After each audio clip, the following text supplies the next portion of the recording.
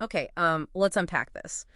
When you picture the world of Tamiya RC cars, the intricate models, the high-speed races, for many people, it probably still feels like a hobby largely seen as, well, male-dominated. Right, that's the common perception, isn't it? Yeah, but our mission today in this deep dive is to look at the source material you've gathered and really challenge that idea. Exactly. And what we're uncovering is this surprisingly rich Tamiya tapestry. Hmm. It's woven by some truly influential women. We're talking pioneers, champions, Master builders, too. well, yeah, master artisans, key community leaders.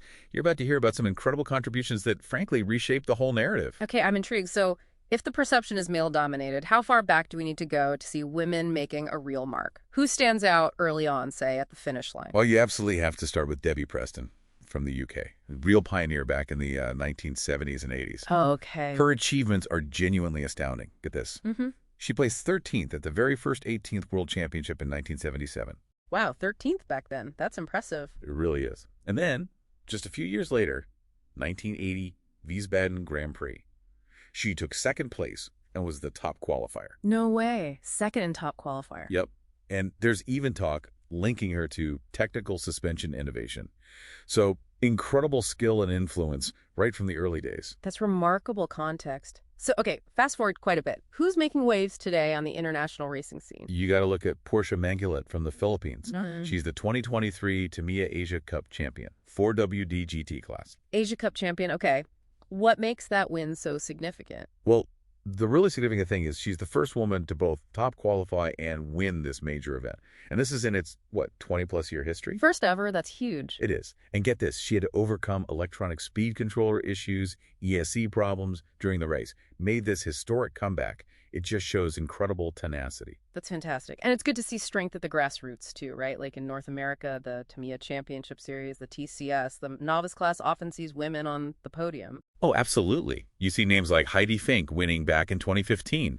More recently, Reese Magia taking second, Alicia Blount third. Consistent presence. Okay, but here's the question then. Does that novice success, carry through? Do we see these talented drivers moving up consistently into the higher TCS classes? And that right there is where we see what we started calling a pipeline leak. A pipeline leak. Okay, explain that. Well, novice is clearly a great entry point. Women are getting in, they're competing, they're winning, but we just don't consistently see them progressing to the higher, faster TCS classes. It's a really crucial point for the Tamiya community to maybe reflect on.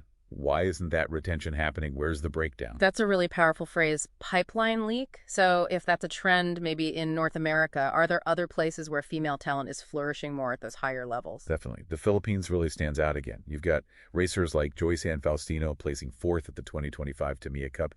That's a serious result. It seems to be a real hot spot for female talent, maybe with a stronger pathway. Interesting. Okay, so we've covered the racing side, the champions, but the Tamiya world, it's not just speed, is it? There's this huge element of artistry, craftsmanship. How do women feature there? Oh, the artistry is immense. And women are absolutely central to it. You just have to look at someone like Jenny Moe on TamiyaClub.com. Right, I've seen that name. She's a true master artisan. I mean, her online showroom has something like 76-plus models. And the detail, meticulously narrowed Hilux cabs, chopped FJ40 Land Cruisers, really creative kit bashing. Kit bashing, so mixing parts from different kits. Exactly, creating totally unique vehicles. Her influence isn't just the skill, it's how generously she shares her techniques with the community. That sharing aspect is key. And what about sort of bringing new people in, influencers? Yeah, look at RC Girl on YouTube. She has, over 129,000 subscribers now? Wow. Her whole channel message is about helping grow the radio control hobby. Her Tamiya F1 builds, exploring vintage kits. She makes it all seem really accessible, fun, and she's actively dismantling those old stereotypes for a huge audience. Okay, but here's a bit of a puzzle then. You have these amazing creators, but what about official recognition, like those Concours d'Elegance awards for best-looking cars at events? That's a really interesting point. Often the official records for those artistic awards, well, they lack clear creator information. Who actually built and painted that prize-winning body? So female artistic contributions can become almost invisible in the official results, despite the obvious talent. Kinda, yeah. Yeah. It's a gap. But what's fascinating is how the informal community often fills that gap. You see forum threads celebrating Wild Wendy's and Jenimo's custom builds inspired by these women. Ah, okay. Or little moments like a user named Eden2008 on a forum. Someone calls her dude and she gracefully corrects them.